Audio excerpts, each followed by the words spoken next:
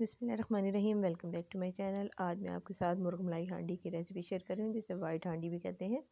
बहुत मिनटों में तैयार हो जाएगी और मज़ेदार तैयार होगी।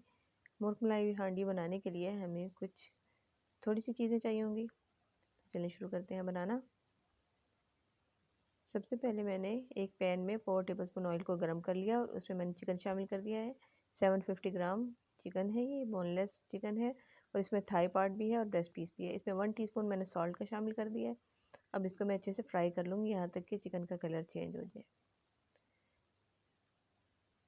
चिकन का कलर चेंज हो गया।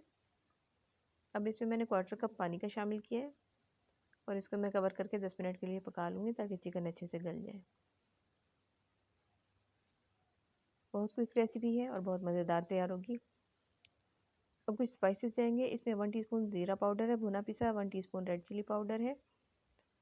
इसके अलावा वाइट पेपर पाउडर है, इसमें 1.5 टेबलस्पून। 3 टेबलस्पून इसमें कोकोनट पाउडर है। इसको अच्छे से हम मिक्स कर लेंगे। 2 से 3 मिनट के लिए हम इसको फ्राई कर लेंगे। अब इसमें मैंने टेट्रा पैक की क्रीम शामिल की है, 1.5 पैकेट क्रीम है।